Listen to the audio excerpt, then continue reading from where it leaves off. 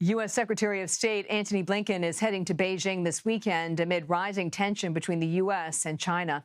Blinken's trip was originally scheduled for February, but it was canceled after the U.S. shot down a Chinese spy balloon flying over the U.S. Blinken will be the most senior U.S. official to visit China since President Biden took office in 2021. CBS News Chief Foreign Affairs Correspondent Margaret Brennan joins us now. Margaret, let's talk about the business aspect. That's the most important thing to China. The Microsoft founder, Bill Gates, has just met with the Chinese president. Does this sort of help set the table for the Secretary of State? Well, it certainly makes clear what Xi Jinping's top priorities are here. Bill Gates, he said, was the very first American friend he's met with all year.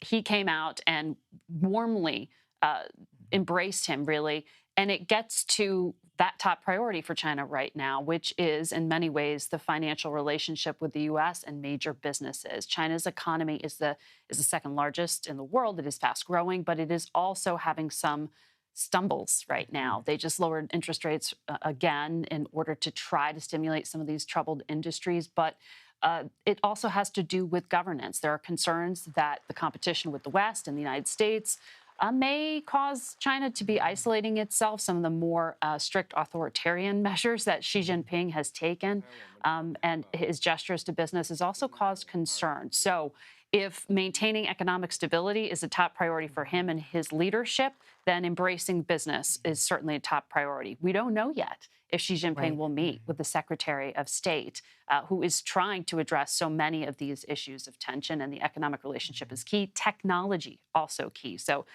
for him to have met with Bill Gates, the founder of Microsoft, a leader in artificial intelligence as well, indicates that it's priority for China. So to take that a step further, is there a way for the Secretary of State to kind of thread that needle between the economic interests of China and our foreign policy interests? They're so intertwined, and that's what makes this competition the U.S. is in so complicated, because there are sometimes competing interests. For the Secretary of State, his prime goal here is really just reopening lines of communication, particularly on the military front. As you know, our defense chiefs don't speak to each other right now. We've had a series of near misses. It's a very misses. Dangerous thing, by the way. Very dangerous thing. And so it's literally setting a floor under the relationship to say, hey, let's have some backup plans, because even in the worst days of the Cold War, those existed with the Soviet Union. But for the Secretary of State, there aren't a long list of deliverables that we expect to come out of this. That's how tense things are. The best we can hope for, or at least the State Department is indicating, are more meetings with the Treasury Secretary and with the Commerce Secretary to lean more into those things China does want to talk about. They're not as interested in discussing some of the tough issues Blinken will bring up on the human rights front. Right. So it sounds like the administration's really trying to manage expectations on the lower end. So is it likely or possible that he'll raise the issue of Taiwan and any red lines for the U.S.? Well, you know, some of the experts I've talked to expect China to raise this. As you know, there's an upcoming presidential election in Taiwan in the new year. This is something that is really raw for the government in Beijing.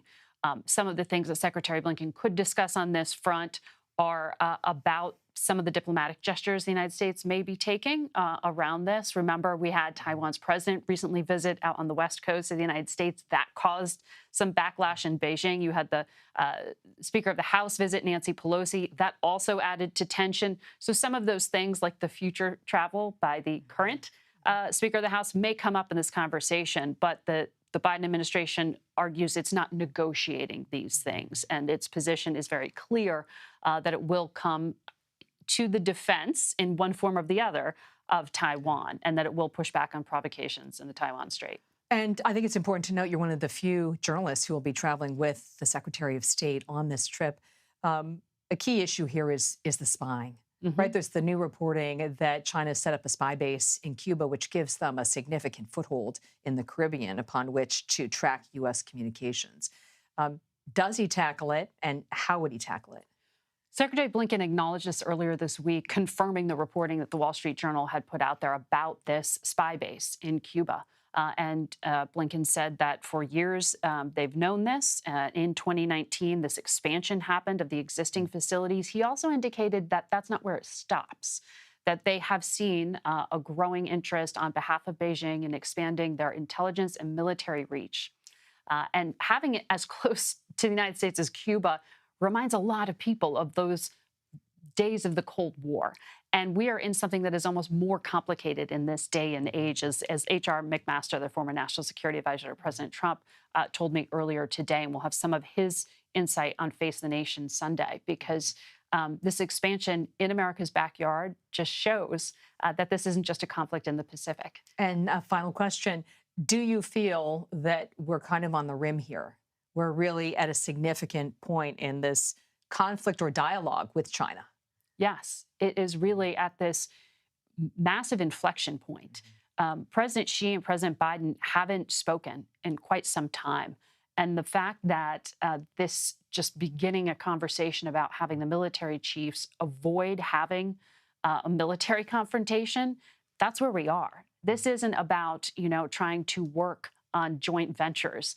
This is about avoiding war and trying to create a way to talk around it. But this is very quickly going from competition towards conflict, and that's what they're trying to manage down. Margaret Brennan, thank you, and we'll look forward to an update after your trip. Thank you.